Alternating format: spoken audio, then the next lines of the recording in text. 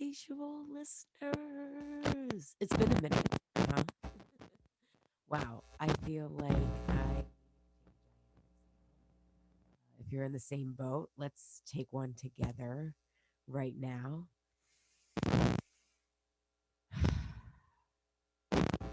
Hope you are well. What a year.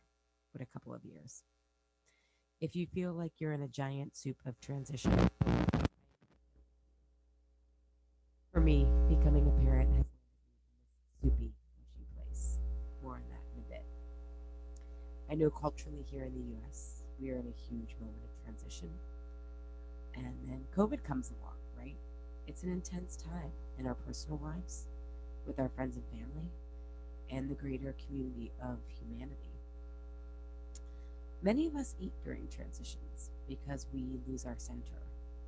That's also what causes us to be all or nothing when we don't have a center. Transition examples can be the daily ones like getting the kids off in the morning, meetings to actually doing work, work to home, or from week to weekend. It can also be from real life to vacation and when we are in a super stressful period, right? How many times do we think, I'll take care of myself once this period is over. I'll get more sleep. I'll get back to working out, right? Those are transitions. Transitions can also be much larger in scope, like in an identity change, like becoming a mom, finishing school, or a career milestone, when our routines are disrupted because of COVID.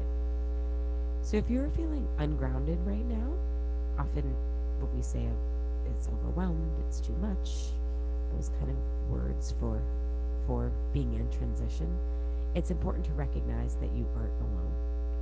Part of what ungrounds us in these more macro transitions is our values go through a reevaluation.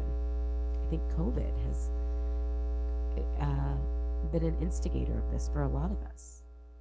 What's really important to me? What really matters? What new values are emerging that I deeply care about? What do I no longer want to have on my plate? For example, the one thing motherhood has taught me that I didn't understand in a deep way is the need for community. This value emerged in a way that I understood intellectually before, and now I feel it in my body. I know it. And everything is different when you feel a truth living in your body. Clarity, values, and truths that live in our body instead of just intellectually radically alter the trajectory of our relationship to food, bodies, and how we relate to life and each other. This is why Insatiable is returning in the fall. Unofficial drum roll. Um, I feel it's urgent we understand how important it is to tend to our relationship to food, which is most deeply our relationship to safety and also to vulnerability. This also includes our bodies because what we learn there will provide the insight and courage to turn this COVID transition, or as well as the life transitions you're going through, into more meaningful choices, lives, and hopefully cultural systems. COVID pandemic partnering excuse me, have kept me from the podcast mic. And during a time where I feel there's so much to say, ask, and discuss, I always have an opinion. The teacher and health rebel in me is chomping at the bit to start creating season 12. I surveyed my email list and let them choose which of these three themes they want to, to make happen for season 12. The choices were centering safety for body comfort, how to self author your body's story, and trusting satiation, a truce with food secret. We also did a little Instagram poll as well. I was really surprised at what topic is leading as of this recording. And so I'm excited to create it because it will help with this soupy transition we are all in. So I wanted to let you know the new season will start the week of the fall equinox. We will stick with Wednesday releases, so mark your calendar for Wednesday, September 22nd. I'm super excited for this season. It's going to be really, really special.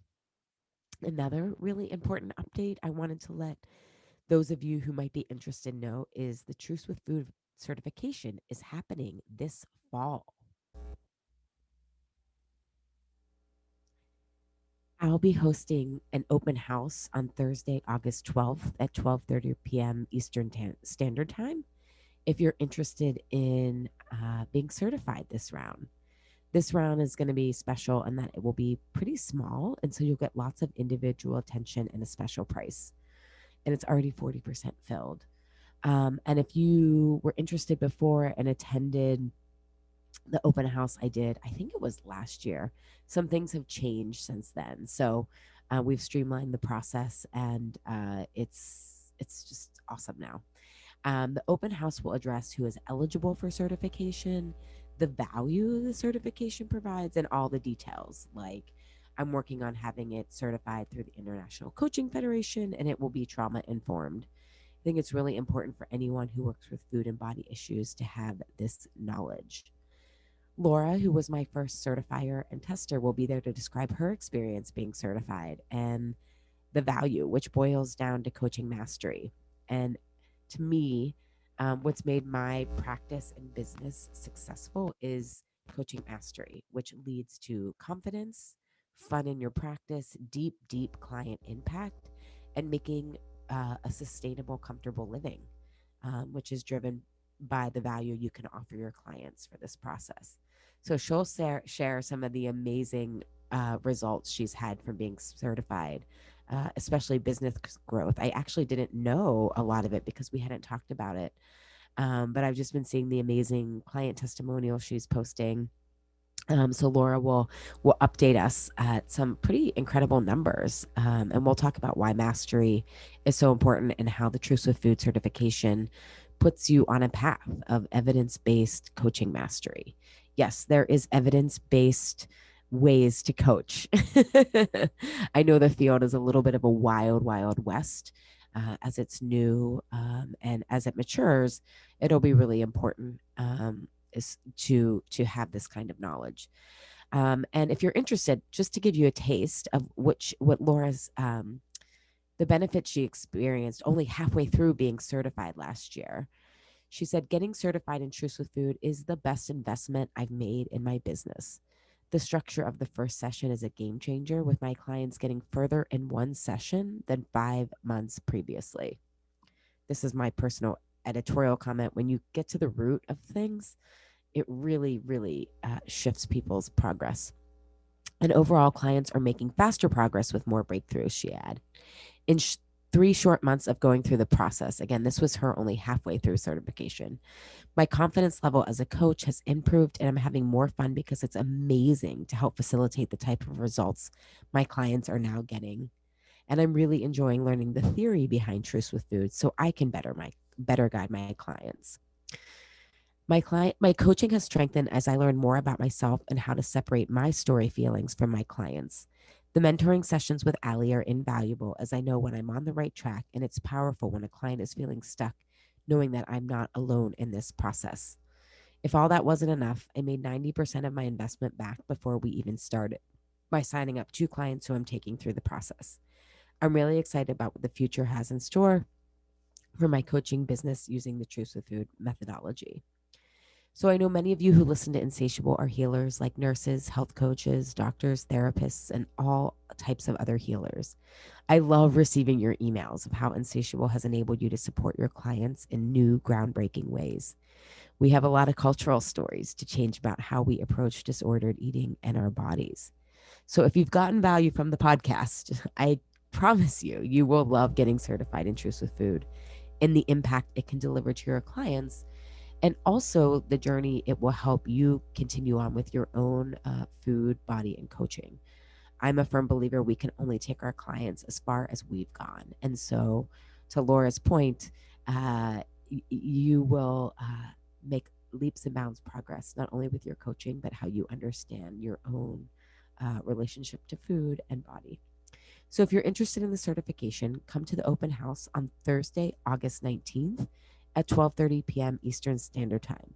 You can sign up at allishapiro.com/certification open house. And it will be recorded if you can't make it live. And if you forget, again, that URL is alishapiro.com/certification open house. And it will be recorded if you can't make it live.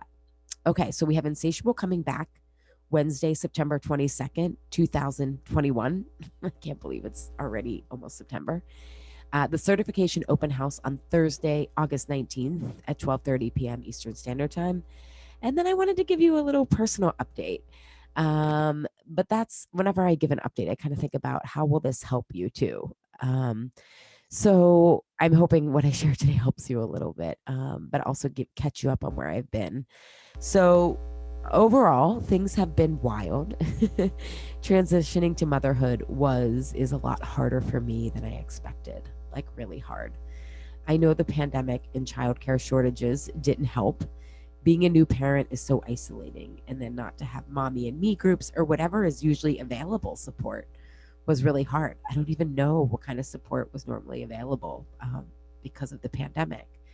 So when and that's really hard because when you're in something hard that you really just have to live through, some of the best medicine is to be with people who get it and are in it with you too.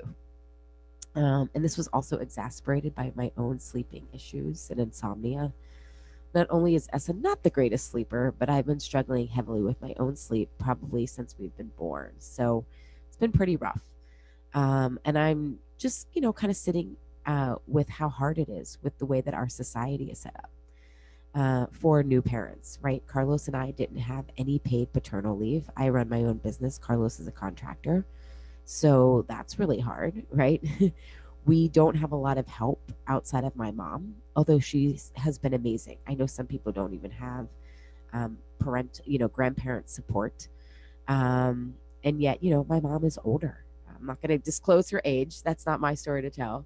But I was 41 when I had Essa, and so we don't have a ton of support, as I think most parents feel these days. And I also love my career. It feels more like a vocation than a career. So I'm in this integration season of my life, which is really about the transition into parenthood, how everything from my relationship with Carlos to work to Essa to being a friend, a sister, my work. Did I mention my work? How does this all fit right now? How am I organizing my plate, to use a food metaphor? I feel like I'm starting to come out of this soupy search, just as Essa's about to turn 2 years old in a couple months here, and I'm in no way out of it yet. I heard from some people that the transition to parenthood takes 10 years. So that put me at ease and at rest to just not put, all these expectations to have anything figured out yet. So I don't really have anything super clear to say here about new parenthood or, when we're stuck in situations that are made hard by a lack of living in a civilized culture, I think here in the US, or I should say inhumane. So just that if you're a new parent and struggling, you're not alone. And I just want to say it's okay if you don't love every minute of being with your kid. I'm really fortunate that I've had mama friends that validate my feelings about that. It's some patriarchal bullshit to think that our whole reason for being as women is to be mothers. It's an amazing role. It's an honor to have this role, and it doesn't have to be the only thing that defines you. So you can unburden yourself from trying to pretend you have to be some sort of perfect, all doting mother.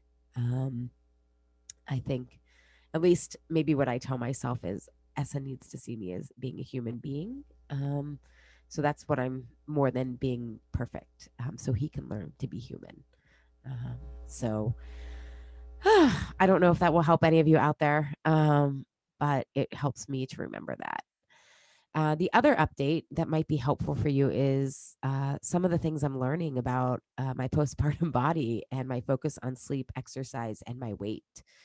If you follow me on Instagram, my handle is Ali M Shapiro, ALIMSHAPIRO. I've been sharing about how it turns out I am not one of those people whose baby weight just fell off. Au contraire, I think it was the opposite. So for the first time in almost 20 years, I'm trying to lose weight. And I know you're not supposed to admit that these days or say it out loud. And I'm a grown ass woman, so I'm going to do what I want. I also understand it can be triggering for people. So I'm going to not be talking about weight loss in terms of diet culture, but what I'm doing differently as non-indoctrinated diet culture ally. But if you are triggered by hearing people talk about weight loss, and I understand because I was in that place um, during a point in my life. I'm not there anymore, but I totally understand if you are. So you might want to just uh, shut the rest of the episode off. Uh, so so back to my discussion about my what I'm going through. So um again, I also have a very different relationship with my weight than when I was brainwashed by diet culture. In a nutshell, I know deep in my bones this truth lives in my body, that nothing in my life will change because of my weight loss. I used to use weight loss as a procrastination technique. So everything I thought I had to do back in the day, have a romantic partnership, a meaningful career, the confidence to take the scariest risks of my life, like leaving my corporate job, or even get really healthy, I did by actually learning how to do those things. These are all skill sets, not some magical power weight loss will provide the answers to. We've been socialized to believe that, especially as women, that our power is in our beauty. That's how we can influence people. That's how we can have more power. And actually, that's not true. Doesn't mean thin privilege won't help you. And that's not the only route to power and influence and making what you want to happen in life. So I made all that stuff happen at various weights. So because of that, I really feel chill about my weight loss. This isn't to say I didn't have some feelings when I discovered my weight 1 year postpartum, but I'm hoping and me being able to share my experience, maybe this will help you sort through some things because it's nuanced and complex. Um, but I didn't think much of my weight during pregnancy, or I never worried about losing my baby weight thanks to my own truce with food. So I was so overwhelmed the first year of S's life. There was no room to think about myself, let alone my weight. I know lots of moms who totally got back to working out and focused on staying strong super quickly, and that's awesome for them. I mean, we all do this differently. However, that wasn't my story. I was active and I ate well, right? Like I don't emotionally eat, I don't binge. Essa, two different neighbors told me he was the most walked baby of Regent Square, which is where we live. Um, because I don't know what else people do with newborns. Like I was kind of going insane in the house. So we would just walk and walk and walk. And to be outside.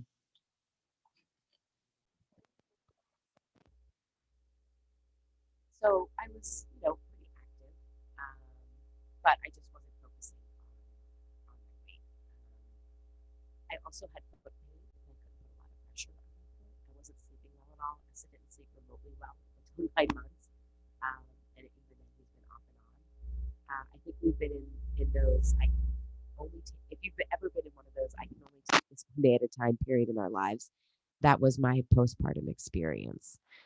So when I finally got on the scale about 1 year postpartum, because I was at the doctor's for the foot pain I was having, I discovered I was about 30 pounds above my pre-pregnancy weight. I'm only 5'4", so that's a lot for someone for my height, and it's all mostly in my stomach from pregnancy, which isn't the best place to have excess weight. Um, and honestly, it was quite shocking to me to weigh as much as I did, and I did feel disappointed. However, my truce with food work enabled me to not feel shame and land in my body is a disappointment story. And there is a massive difference between being disappointed and feeling like our bodies are disappointments to ourselves or others. Feeling like our bodies are disappointments is a shame story that leads to battling our bodies. And one of the best ways to befriend our bodies is understanding the context of our bodies. This is listening to symptoms, right? It's not comparing. So for example, we can see celebrities bounce back into shape, or maybe not even bounce back, but whatever. They lose all this baby weight, right? Because they have an entire staff of people to make them food, help with their babies, basically create time and energy to devote to their bodies. Okay. They can pay for the village that many of us also ideally would have. Again, maybe not a private chef, but ideally, Village. okay. Sorry, the mic. It said the microphone just to the. Or I've had clients who see their friends losing weight, right? Maybe it's not about being postpartum, but maybe I remember having a client, her friend quit her job for a brief period of time and then lost all this weight. And it's so easy to compare, right? But the friend had more time out, right? That was the context. Not that she was somehow superior, right? Than our bodies that maybe need a little bit more attention to. So when we look at context, we start to realize it's not that our bodies are uniquely broken and makes us feel shame, but there are often other factors we need to remember and address if we choose and if we can. So, for example, I'll give you another example of context. A new local mama friend I met in a birthday class. Um, I thought she looked great anytime we would have play dates, right? Um, and she also went into pregnancy doing triathlons. She's 29 years old. Her daughter was sleeping through the night around 6 weeks old, and she had about a year sabbatical. So, i.e., she worked up until her daughter was born, and then had an entire year off up at well, like 9 months. So she wasn't working much of the first year of her daughter's life. And we went to brunch one day, and she told me it took an entire year for her to lose her baby weight. So for me to compare myself to her when I'm 42, in perimenopause, was working 6 weeks post birth while also being Essa's main care provider, and neither Essa or I were sleeping consistently. That just isn't fair, helpful, or teaches me anything about what I need to focus on for my body, right? I get distracted. And I would spiral into shame rather than looking at the context and what could be addressed. And this is true for anything that we want in life, right? If we want to improve our moods, if we want to feel better in our body, even if we're not focusing on weight, if we want to start our own business, right? Or we will always compare it to what other people are doing, which can really send us down their path. And we make a lot of assumptions. So we're not even down their path. We're on some storied version of their path versus, keeping our eyes on our own paper and what can we do for ourselves and our path. Um, so she, you know, and I also want to just mention my friend who I care about deeply. She also had a lot of postpartum struggles, like most of us. So it was also this great reminder that like weight loss isn't going to save either of us from this massively challenging life transition, right? Challenging. I just sounded like I was from Michigan when I said that. That's what Michigan. People sound like in my head. Or yeah. I love the Michigan accent. Okay, so I digress. But so for me, what I did was not focus on weight loss like diet culture Allie would do. What I decided to focus on was safety, physical, emotional, and soul safety. And then know my body will be at the weight it is meant to be when I do that. So, for example, I'm guessing I'll lose about 20 pounds, and then I'm unsure how much of those last 10 pounds will come off. That's my gut instinct, but we'll see. Because bodies change, especially after pregnancy and perimenopause and menopause. I'll see. I just don't really know what my body at this point in time will rest at. And the reality is, no one else does either. So I'm just going to experiment and find out. So I center safety because that is actually the path to health. Okay. So when we think of safety as really feeling alive or great in our bodies, again, it's those truths that live in our bodies that we need to honor, not what we've been told is good by outside authorities. So for me to start to center safety, I knew I had to address the pain and inflammation in my foot, sleep, and exercise.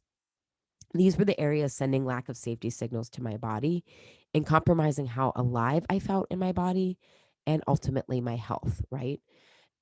And again, I'll get into sometimes how health and weight are related, but they're often not.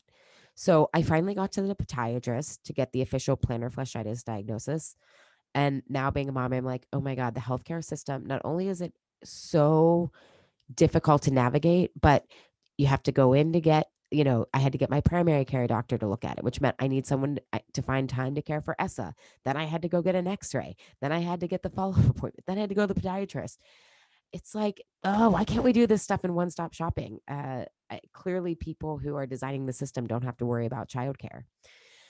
So she told that's just a digression and why universal design important. So the podiatrist told me to wear shoes around the house, stretch and run a ball on the arch, and to give it 6 to 9 months. And that all started to reduce the pain. And the whole reason that I'm sharing this is because I figured the only reason that I had foot pain was because of my weight. Right? I've never had plantar fasciitis before, so I don't have context. I don't know a lot about it. So I fall back on the socialized story that, oh, it must be my weight, right?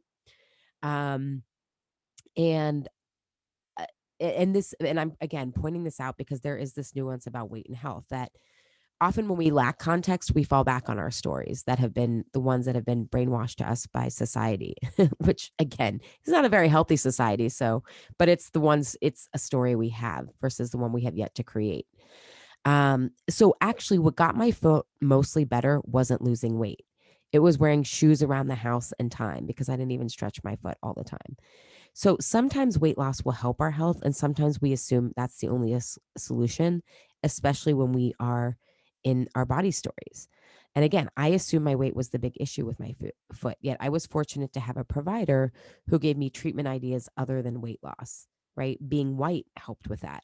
My body size helped with that as it didn't trigger an fat bias in the provider.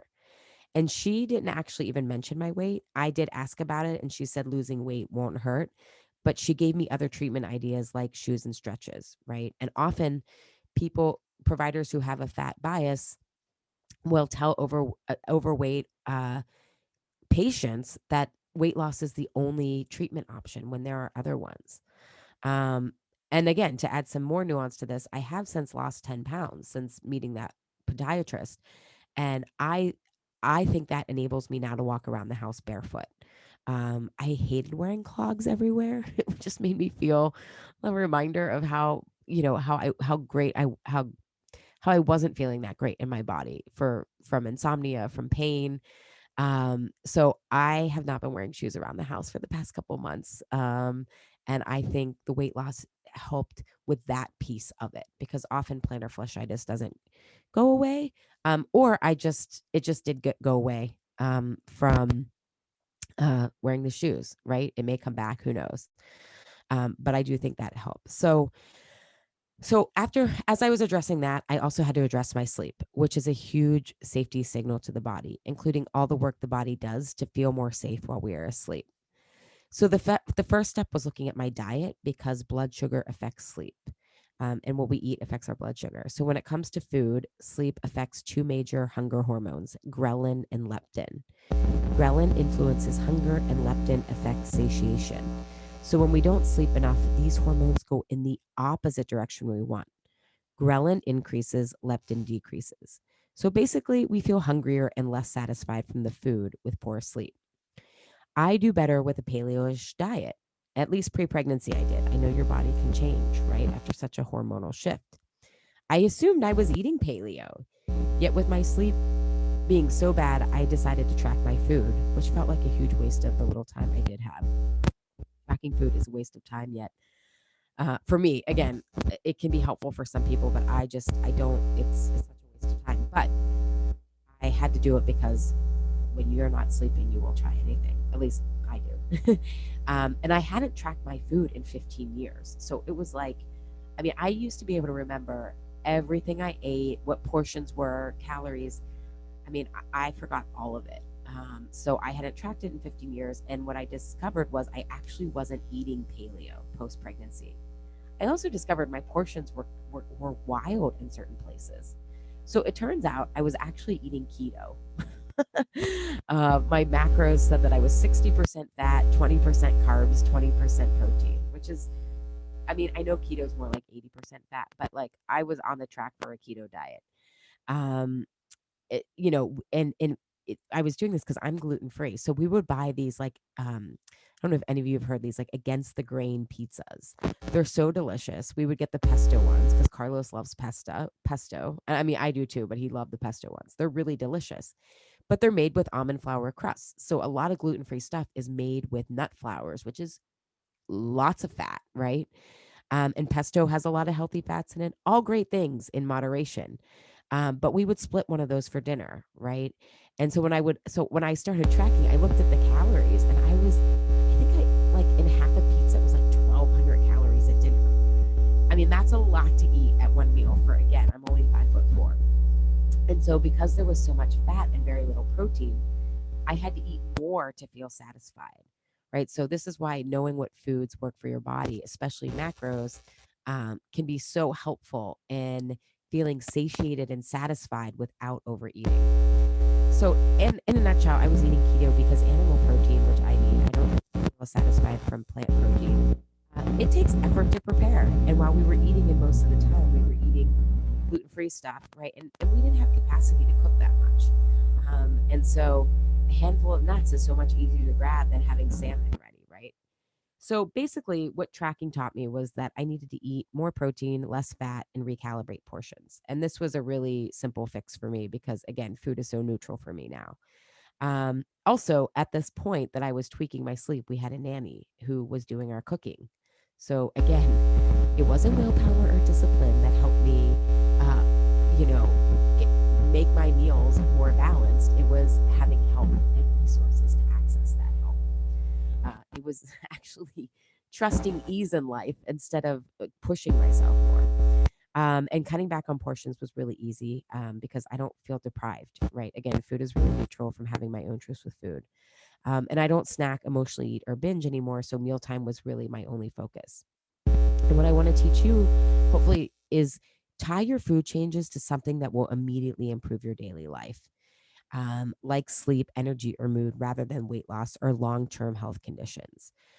As adults, we need to see meaningful short term changes to stick with new habits and changes, right? So for me, my sleep dramatically improved. And so sticking with these changes was easy because my life was easier with better sleep, right?